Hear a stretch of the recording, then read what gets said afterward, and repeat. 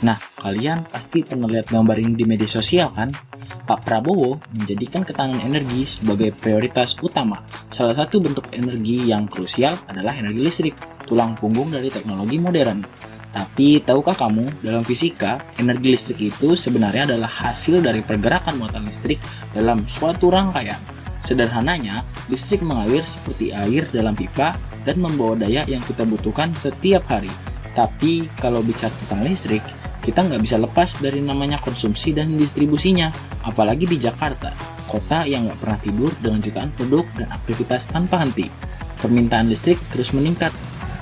Nah, bagaimana sih sebenarnya pertumbuhan listrik di ibu kota?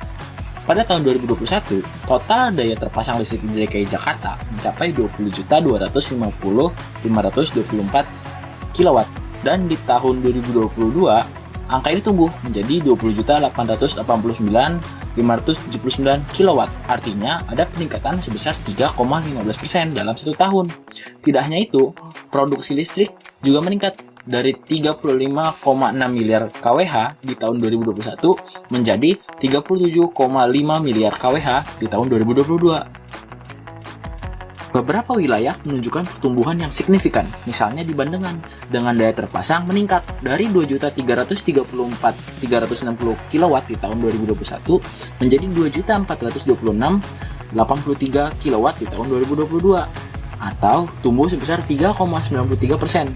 Sementara itu, produksi listrik di Bandengan melonjak dari 3,71 miliar kWh menjadi 5,24 miliar kWh, atau meningkat sebesar 41%.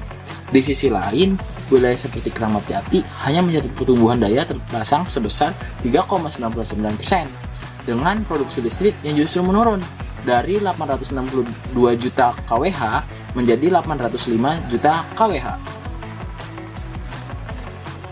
Tidak hanya produksi, penjualan listrik juga meningkat.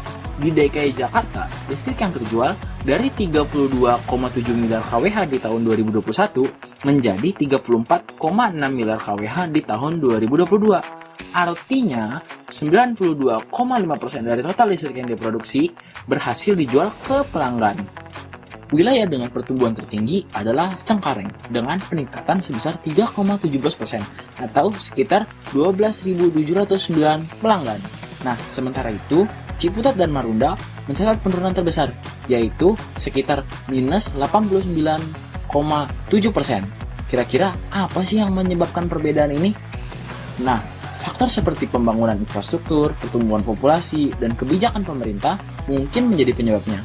Tapi, kalau teman-teman punya jawaban lain, boleh nih tulisin di kolom komentar ya.